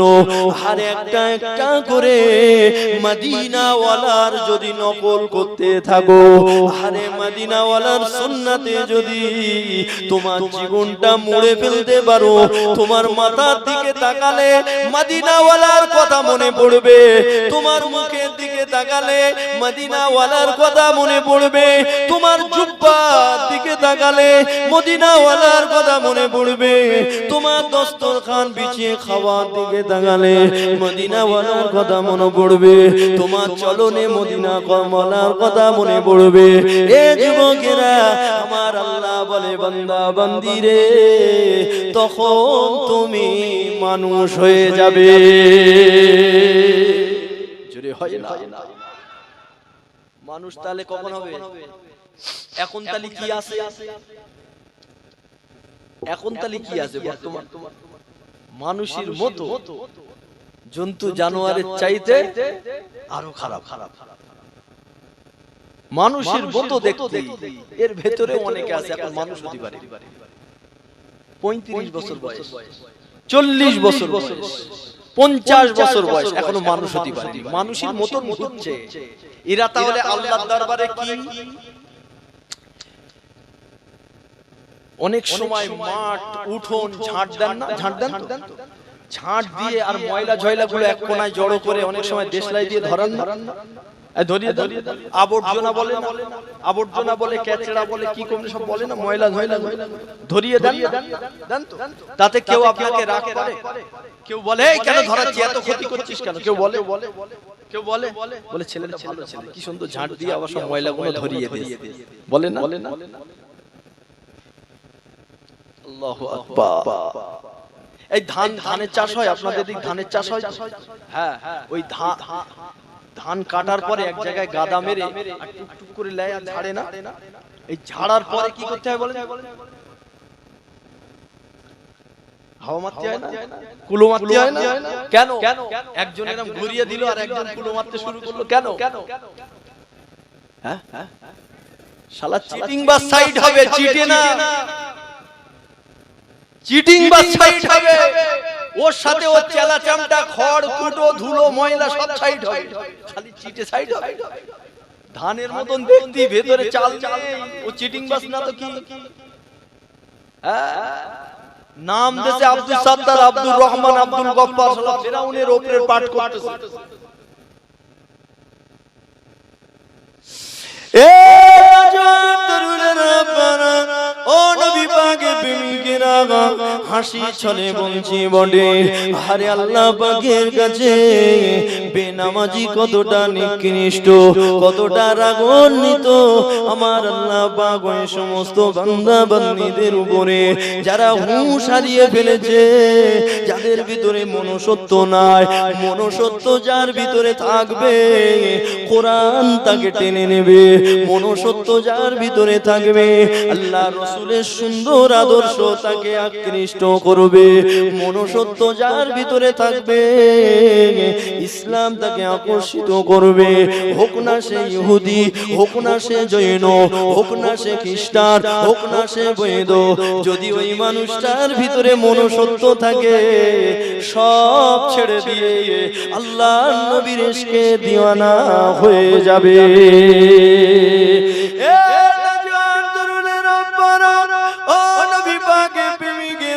কাল কিয়ামতের ময়দানে মাশারে আমার আল্লাহ কুলো মেরে নেবে, আমার আল্লাহ একটু সারাই করে নেবে, কেমন করে হাওয়া মারবে আমার আল্লাহ, কেমন করে বাছাই করবে, কেমন করে চিটেগুলো ছাইটে ফেলবে আমার আল্লাহ। বা মানুষগুলোকে আলাদা করবে, মানুষগুলোকে আলাদা করবে। ওই মানুষটা কিভাবে আলাদা করবে? আমার নবীর সুন্নাত যার ভিতরে থাকবে, আমার নবীর আদর্শ যার ভিতরে থাকবে, আমার নবী পাকে লাইফ স্টাইল যার সঙ্গে মিলবে, আল্লাহ দরবারে সে মানুষ হবে। আর ওই মানুষগুলোকে আমার আল্লাহ আলাদা করে করে আল্লাহ পাকের ডান সাইডে নেবে। আর যাদের ভিতরে নবী পাকের আদর্শ থাকবে না, যাদের ভিতরে নবীর ভালোবাসা থাকবে না, যাদের ভিতরে নবীর সুন্নাত পাওয়া যাবে না, ওরা আমার আল্লাহর কাছে আবর্জনা, ওরা আমার আল্লাহর কাছে চিটিংবাজ, ওরা আমার আল্লাহর কাছে ধুলো ময়লা ছাড়ার কিছুই নয়। আল্লাহ পাক ওদেরকে বাঁ দিকে নেবে। আর আমরা যেরকম আগুন দিয়ে পুড়িয়ে দিই, আল্লাহ বলে জাহান্নামের অগ্নিতে পুড়িয়ে দেব। ওদের জন্য আমার কোনো দুঃখ লাগবে না, ওদের জন্য আমার কোনো কষ্ট হবে না। যেমন দুনিয়ার জমিনে ময়লা ঝয়লা আবর্জনা পুড়িয়ে দিলে কেউ আপনাকে বকে না, বরং আপনার উঠোনটা পরিষ্কার হয়ে গেল, বরং রাস্তাটা পরিষ্কার হয়ে গেল। ঠিক কিয়ামতের ময়দানে আল্লাহ পাক ওইভাবে যারা মানুষ না তাদেরকে জাহান্নামী করে দেবে। আল্লাহ, আর কি ওয়াজ শুনলেন বলেন? এখন মানুষ কি না তাই ভাবতে হচ্ছে। এবারে 50 বছর বয়স হয়ে গেছে, এখন আমি মানুষ কি না তাই ভাবতে হবে। আপনার আমার অবস্থা দেখেছে? আপনি ভাবেন আপনি মানুষ তো, আমি যে কথাগুলো বললাম এগুলো আপনার ব্রেনে সাজান আর নিজের উপরেই আপনি একবার দেখেন যে হুজুর যে কথাগুলো বলেছে এই কথা অনুযায়ী তো আমি মানুষ হতে পারিনি এখনো। আর মানুষ না হলেই তো আল্লাহর কাছে আবর্জনা। আমি আমার বাবার কথা বলিনি বাবা, আমি কিতাবের কথা বলছি। মানুষ হলো মদিনাওয়ালা। তো তুমি যদি মানুষ হতে চাও মদিনাওয়ালার মতো করে খাও, মদিনাওয়ালার মতো শো, মদিনাওয়ালার সুন্নাতে পুরো শরীর পায়রাবি করো, সারা দিন নবীর সুন্নাতের পায়রাবি করো, আল্লাহ বলে তুমিও মানুষ হয়ে যাবে। জোরে বলেন সুবহানাল্লাহ।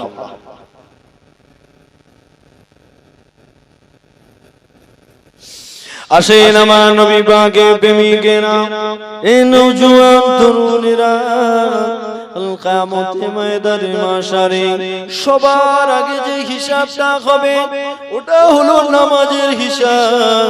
আল্লাহ পাক নামাজের হিসাবটা আগে নেবে।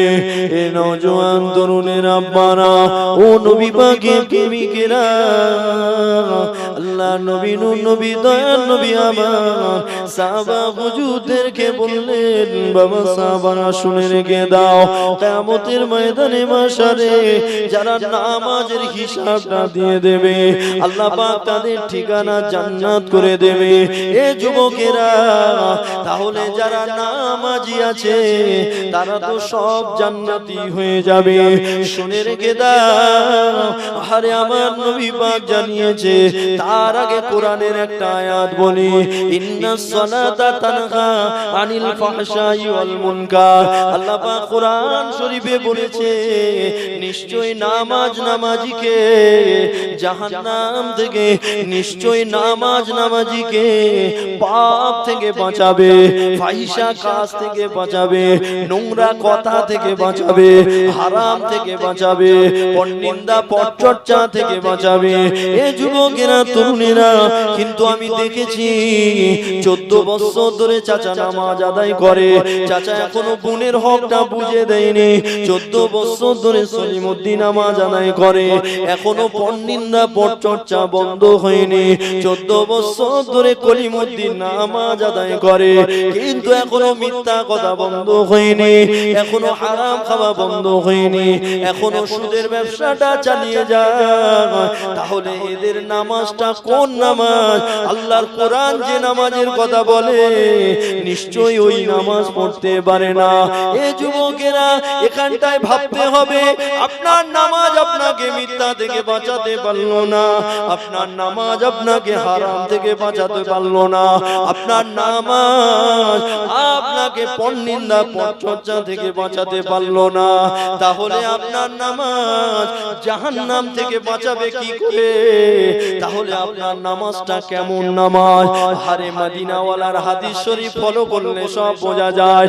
মদিনাওয়ালা বলেছে, নামাজি 5 প্রকারে।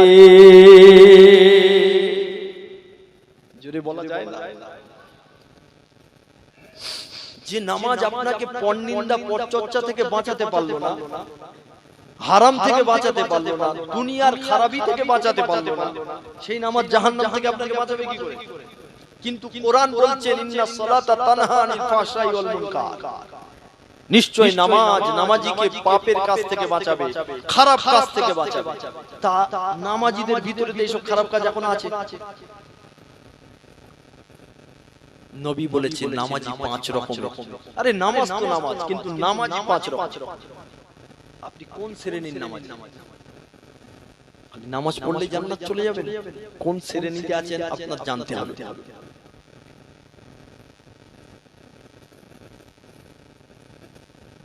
5 শ্রেণীর ভিতরে প্রথম নাম্বার যে শ্রেণীর নামাজি, তাদের নাম হলো কি জানেন? মুআকিব। মুআকিব মানে হলো সাজাপ্রাপ্ত নামাজি। সারা জীবন নামাজ পড়বে, আবার কিয়ামতের ময়দানে সোজা জাহান্নামে চলে যাবে। আপনি ওই নামাজি না? আমি ওই নামাজি হয়ে যাচ্ছি না তো?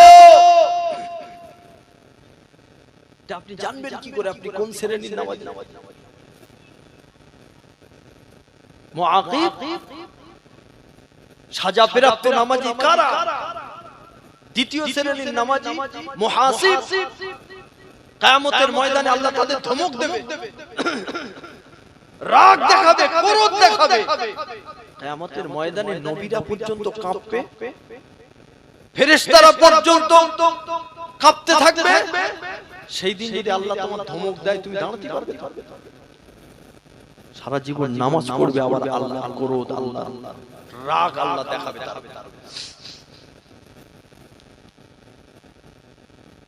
তৃতীয় শ্রেণীর নামাজির নাম হলো মুকাফির।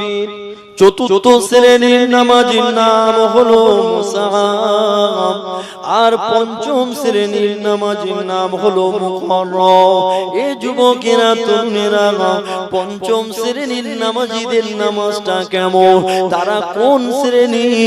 তাদের নামাজটা কেমন? তারা কোন ব্যক্তি গো? তারা অন্য কোন ব্যক্তি নয়, তারা হলো আল্লাহ পাকের পয়গম্বরেরা। জোরে বলেন। এ নজর তরুণেরা, মুকাররম মানে হলো নৈকট্য প্রাপ্ত নামাজি। 5 নম্বরের নামাজি হলো মুকাররম। মুকাররম মানে হলো নৈকট্য প্রাপ্ত নামাজি।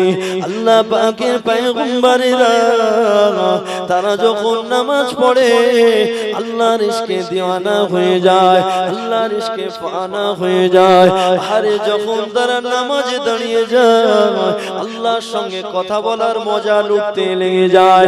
এ যুবকেরা, আল্লাহ নবীর হাদিস শরীফ, আল আমবিয়াউ আল আহইয়াউ ফি কুবুরিহিম ইউসাল্লু, আল্লাহ পাকের পয়গম্বরেরা তারা এমন করে কবরে জিন্দা, আর তারা ইউসাল্লুন, তারা কবরে নামাজ আদায় করে। এ যুবকেরা, আমার নবী দরুজান সুলতান যেদিন এমন করে আল্লাহর সঙ্গে দিদার করতে গিয়েছিল, মিরাজের রজনীতে জিবরাইল আলাইহিস সালাম আমার নবী পাককে নিয়ে যাচ্ছে, আর যেতে যেতে এক ব্যক্তিকে দেখিয়েছিল, ইয়া রাসূলুল্লাহ, হাবিবাল্লাহ, হুজুর সেই একজন কবরের ভিতরে নামাজ আদায় করছে। হুজুর ওই ব্যক্তিটি কে জানেন? উনি হলেন আল্লাহর পয়গম্বর নবী মুসা আলাইহিস সালাম। ও নবী পাকের প্রেমিকেরা, পঞ্চম শ্রেণীর নামাজি তারা হলো আল্লাহর পয়গম্বরেরা, তাদের নামাজ হলো মুকাররম।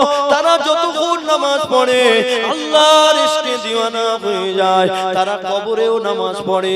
কেন তারা কবরে নামাজ পড়ে? তাদের কি অনেক সওয়াবের দরকার নাকি? না না, সওয়াবের আশা আল্লাহর কোন পয়গম্বর কবরে নামাজ আদায় করে না, সওয়াবের আশায় আদায় করে না। কিসের আশায় আদায় করে? কিসের জন্য কবরে নামাজ পড়ে? তারা জানে আমরা যখন নামাজে দাঁড়িয়ে যাব আল্লাহর সঙ্গে কথা বলার মজা লুটতে লাগবো। আরে মন খুলে বলো না, আয় তাকবীর। পয়গম্বরদের কি সওয়াবের কমতি হয়ে গেছে? কবরে নামাজ পড়তে হবে তো পড়ে তারা, কিন্তু সওয়াবের আশায় নয়। যতক্ষণ নামাজ পড়বো আল্লাহর সঙ্গে কথা বলা হবে।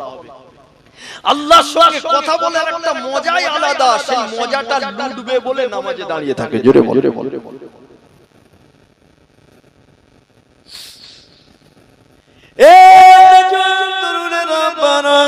এইবারে আসেন প্রথম শ্রেণীটা ধরি, পঞ্চম শ্রেণীটা বলে দিলাম।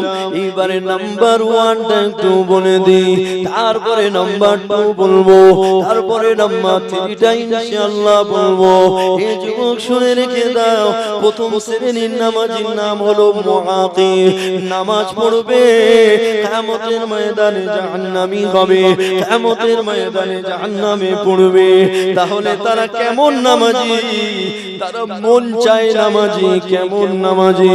জোহরে ইচ্ছা হলো নামাজে গেল, আরে আসরে ঘুমিয়ে কাটিয়ে দিল, মাগরিবে মার্কেটে গিয়েছে, বেলেঘাটার মার্কেটে গিয়ে ঘুরতে ঘুরতে সময় কাটিয়ে দিয়েছে, ঈশার সময় কেরাম খেলতে খেলতে কাটিয়ে দিয়েছে, ফজরের সময়তে আরে কম্বল থেকে বার হতে ইচ্ছা হয় না, খুবই ঠান্ডা পড়েছে, আজকে আর উঠবো না, আজকে আর ভালো লাগে না। আরে আল্লাহর হুকুমটা নিজের মতো করে চালাচ্ছে, ব্যবসাটা নিজের মতো করবি, ইটটা গাঁথবি, এদিক থেকে গাঁথবি না ওদিক থেকে গাঁথবি, তোর ব্যাপার। এমন করে টোটো অটোটা কেমন করে চালাবে ওটা তোমার ব্যাপার। তবে ইসলামের হুকুম, আল্লাহ পাকের আইনটা আল্লাহর মতো করে চালাতে হবে। মন চেয়েছে জোহরে যাব, আসরে মন চায় না যাব না। আল্লাহ বলে পাকামু ছাড়ো, ও সব নাটক আমার সঙ্গে চলবে না। যদি আমার দলে আসতে হয় উদখুলু ফিস সিলমি কাফা, কমপ্লিট আসতে হবে। আরে জোহরে ইচ্ছা হয়েছে এসেছো, আসরে আসলে না, এরকম চালাকির নামাজ সারা জীবন আদায় করবি, আমি আল্লাহ কিয়ামতের ময়দানে জাহান্নামে দিয়ে দেব। এই প্রথম শ্রেণীর ভিতরে আবার এক শ্রেণী আছে, এমন করে তারা 5 ওয়াক্ত যাওয়া তো দূরের কথা, শুধু জুমায় জুমায় মসজিদের দিকে যায়। এ যুবক, তুমি কি মনে করেছো জুমার নামাজ পড়ে জান্নাতে যাবে? তুমি মুআকিব, তুমিও জাহান্নামে যাবে। এই প্রথম শ্রেণীর ভিতরে আর একটা শ্রেণী আছে, তারা এমন করে খাটের নামাজ পড়ে, কেউ মারা গেলে জানাজার নামাজ পড়ে, জানাজার নামাজটা পড়বে বলে এমন করে দিল্লি থেকে বাড়ি এসেছে, এমন করে বোম্বাই থেকে বাড়ি এসেছে, হায়দ্রাবাদ থেকে বাড়ি এসেছে, আসাম থেকে বাড়ি এসেছে, এমন করে জার্মান জাপান থেকে বাড়ি এসেছে। মসজিদে জোহরের নামাজ হচ্ছে, ময়দানে লাশ রাখা রয়েছে, দেখবেন 100, 150, 200 লোক পাঞ্জাবি আর টুপি পরে দাঁড়িয়ে আছে। মসজিদে জামাত চলছে, ওরা ওই জামাত পড়তে আসেনি, ওরা খাটিয়ার নামাজ পড়বে, ওরা জানাজার নামাজ পড়বে। এরা হলো মুআকিব, এই নামাজ পড়েও জান্নাতে যেতে পারবে না। এই যুবকেরা, এদের ভিতরে আর একটা শ্রেণী আছে, আরে ঈদের নামাজে ঈদে দেখতে পাওয়া যায়, মনে করে যে ঈদের নামাজ পড়লে হয়তো মুসলমান বজায় থাকবে, ঈদের নামাজ পড়লে হয়তো জান্নাত যাওয়া যাবে। এই যুবকেরা, তরুণেরা, আব্বারা, এইবারে আসেন দ্বিতীয় শ্রেণী। দ্বিতীয় শ্রেণীর নামাজির নাম হলো মুহাসিন, সারা জীবন নামাজ পড়বে আবার জাহান্নামে যাবে। আল্লাহ পাক গরব দেখাবে, আল্লাহ পাক রাগ দেখাবে। কিয়ামতের ময়দানে মাশারে নবীরা কাঁপবে, কিয়ামতের ময়দানে ফেরেশতারা কাঁপবে, আদম নবী কাঁপবে, নূহ নবী কাঁপবে। নূহ নবী চিন্তা করবে, আল্লাহ গো, আমাকে 950 বছর হায়াত দিয়েছিলে, আল্লাহ আমি মাত্র 40 জোড়া মানুষকে ঈমান আনাতে পেরেছিলাম। আজ যদি আল্লাহ আমার হিসাবটা নেয়, 950 বছর কি করেছিলে আমি নূহ হিসাব দিতে পারবো না। সেদিন নূহ নবী পয়গম্বর হবার পরেও কাঁপবে। এ যুবকেরা, সেই দিন যদি আল্লাহ তোমাকে আমাকে বকে, তোমার আমার উপরে যদি রাগ দেখায়, জাহান্নাম ছাড়া কোনো রাস্তা থাকবে না। এ আমার আব্বা জানেরা, খুব ভালো করে শুনে রেখে দাও। এই দ্বিতীয় শ্রেণীর নামাজির নামাজটা কেমন শুনে নাও।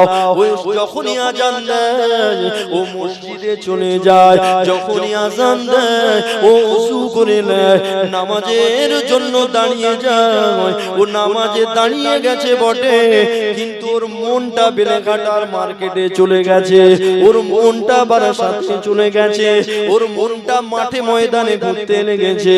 উনি ধরেন কোন দোকানদার, উনি ধরেন মুদিখানার দোকান চালায়, এমন করে হিসাব কষতে লেগেছে, উনি এমন করে ব্যবসা মাথার ভিতরে ঘুরছে, কিন্তু নামাজে দাঁড়িয়ে আছে। আমরা অনেক সময় বলি মন দিয়ে কাজ করো, মন দিয়ে কাজ করো, মানে মন লাগিয়ে কাজ করলে কাজটা ভালো হয়। আরে ঈমানের পরে সব থেকে বড় হুকুম হলো নামাজ, আর সেই নামাজটা তুমি আদায় করছো, তোমার মন এক জায়গায়, তুমি আর এক জায়গায়। আল্লাহ বলে এরম নামাজ পড়বি পড়, কিন্তু কিয়ামতে জাহান্নাম দেবো, কিয়ামতের দিন তোর উপরে কিন্তু করো দেখাবো। এ যুবকের আব্বারা, আরে তাহলে প্রথম শ্রেণীতে থাকা যাবে না, তৃতীয় শ্রেণীতে থাকা যাবে না, তাহলে আমার আপনার শ্রেণী কোন শ্রেণী করতে হবে, কোন ক্যাটাগরির নামাজি হতে হবে, কোন সেকশনের নামাজি হতে হবে। আসেন তৃতীয় শ্রেণীতে থাকা যায় কি দেখা যায়। দনুজানের সুলতান বলেছে তৃতীয় শ্রেণীর নামাজি হলো মুকাফির। এদের আর একটা নাম রয়েছে রয়েছে মুজাহিদ, যতক্ষণ নামাজ পড়লো জিহাদ করলো আমি আল্লাহ পাক ওদেরকে ক্ষমা করে দিলাম। জোরে বলা যায় না? আরো জোরে বলেন। তৃতীয় শ্রেণীর নামাজীদের নাম মুকাফফির, মানে ক্ষমা প্রাপ্ত নামাজ। এদের আরেকটা নাম হলো মুজাহিদ। এদের আরেকটা নাম মুজাহিদ, মানে জিহাদ করনে वाला নাম। আরে জিহাদ কার সাথে করবে গো? নামাজ পড়তে পড়তে আবার জিহাদ করবে? এই কার সাথে জিহাদ করবে? কথা বুঝতে পারেন? কোন শ্রেণীর নামাজি আপনি? ভালো করে শুনেন। কোন শ্রেণীর নামাজি আপনি? নামাজ পড়তে পড়তে আবার জিহাদ করা যায় না? আপনার মনটা কে নিয়ে চলে যায়? বলো বলো বলো বলো। হ্যাঁ জোরে বলো। শয়তান নিয়ে চলে যায়। আপনাকে ওই শয়তানের সঙ্গে জিহাদ করতে হবে। আপনাকে শয়তানের সঙ্গে জিহাদ করতে হবে। শয়তান যেই মনটা নিয়ে চলে যাবে আপনি আবার কেড়ে নেবেন। দেখবেন 5-10 সেকেন্ডের ভিতরে আবার নিয়ে চলে যাবে, আবার কেড়ে নিতে হবে। এই বারবার কাড়াকাড়ি করতেই থাকতে হবে গোটা নামাজে। আপনি যেন শয়তানের সঙ্গে জিহাদ করছেন, এই কাড়াকাড়ি করতে করতে দেখা যাবে আপনি এক সময় সালাম ফিরিয়েছেন। আল্লাহ বলে গোটা নামাজে মনটাকে হাজির রাখার জন্য এই যে কাড়াকাড়ি করেছে, জিহাদ করেছে শয়তানের সঙ্গে, আমি আল্লাহকে মাফ করে দিলাম। জোরে বলে জোরে বলে।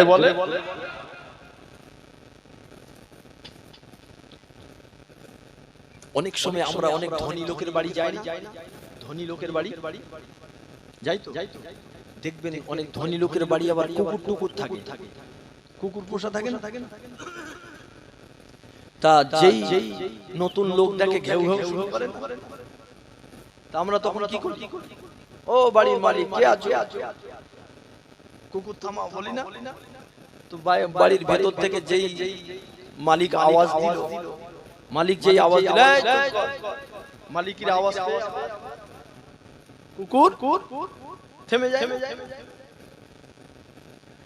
গোটা দুনিয়াটা হলো একটা ঘর, এই ঘরের মালিক হলো আমার আল্লাহ।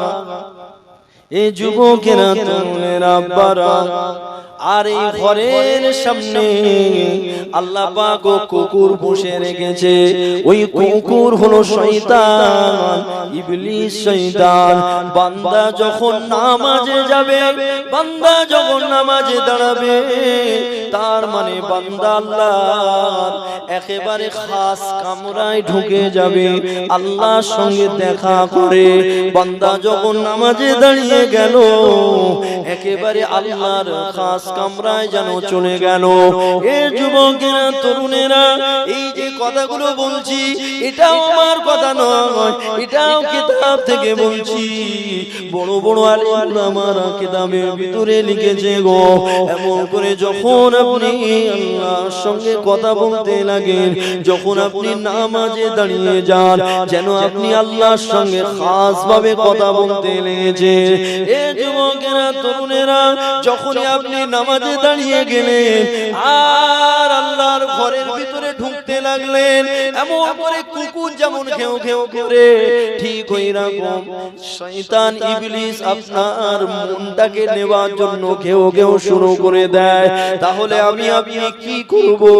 যেমন বাড়ির মালিককে ডাকতে লাগে, ঠিক ওই রকম আমরাও আমাদের মালিক আল্লাহকে ডাকবো। আল্লাহ, এখন আমি আপনার ঘরের ভিতরে ঢুকে পড়ছি, এখন আপনার খাস কামরায় ঢুকবো, আল্লাহ আপনার সঙ্গে কথা বলবো। আল্লাহ, তোমার কুত্তা তুমি সামলাও, আল্লাহ তোমার ডাল কুত্তা তুমি সামলাও। এটা যদি তুমি বাংলায় বলো তোমার নামাজ হবে না, তাহলে তুমি কিভাবে বলবে?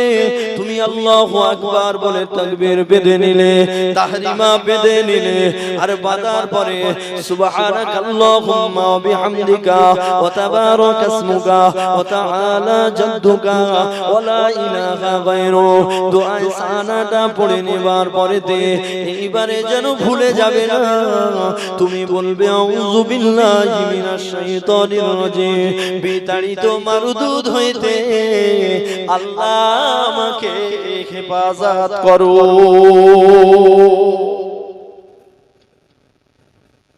আমার ভাই জানেন, কথাগুলো বুঝতে পারছেন? প্রথম শ্রেণীতে থাকা যাবে, দ্বিতীয় শ্রেণীতে থাকা যাবে, তৃতীয় শ্রেণীতে যাবে। অন্ততপক্ষে আমাকে আপনাকে তৃতীয় শ্রেণীতে থাকতে হবে, শয়তানের থেকে মনটা কাড়াকাড়ি করতে হবে। এই জিহাদটা অন্তত চালু রাখতে হবে। আর এই জিহাদটা চালু যদি রাখতে পারেন, এক সময় আপনি এমন নামাজি হয়ে যাবেন, আপনার মনটা আর শয়তান টানতে পারবে না, যে এইলেই আবার লেলা, এইলেই আবার লেলা। কথা বুঝতে পারছেন? যাব না। তো ওই নামাজটা কাদের নামাজ জানেন? চতুর্থ শ্রেণীর নামাজ। এটা তো তৃতীয় শ্রেণী। চতুর্থ শ্রেণীর নামাজ ওটা অন্য কারুর নামাজ নয়, ও তো আল্লাহর ওলিদের নামাজ। জোরে বলে সুবহানাল্লাহ। ও তো মুজাদ্দিদুজ জামানের নামাজ ছিল, ও তো বসিরাটি আল্লামা রুহুল আমিন শাহ রাহিমাহুল্লাহ হুজুরের নামাজ ছিল, ও তো গাউসুল আজমের নামাজ ছিল, ও তো খাজা গরিবের নামাজের নামাজ ছিল। জোরে বলে সুবহানাল্লাহ। নামাজে দাঁড়াবে আবার মন নিয়ে চলে যাবে, নামাজে দাঁড়াবে আবার মন নিয়ে চলে যাবে। হুজুররা এইরকম নামাজ আদায় করতেন, নবী পাকের সাহাবারা ওইরকম নামাজ আদায় করতেন। হযরতে আলী হুজুরের পায়ে একটা তীর মেরেছে, তীর মেরেছে, পার করতে আলী হুজুর চিৎকার দিচ্ছে, চেঁচামেচি করছে। আল্লাহ নবী নবী আমার বলেন, ও মা সাবারা, আমার আলীকে নামাজে দাঁড় করিয়ে দাও। হযরতে আলী হুজুরকে নামাজে দাঁড় করানো হলো, আর নামাজের ভিতরে যখন তীরটাকে টেনে বার করা হলো, হযরতে আলী হুজুর কিছুই বুঝতে পারলেন না, সালাম ফিরিয়ে বলছে, আমার পায়ের তীরটা কি বার হয়েছে নাকি?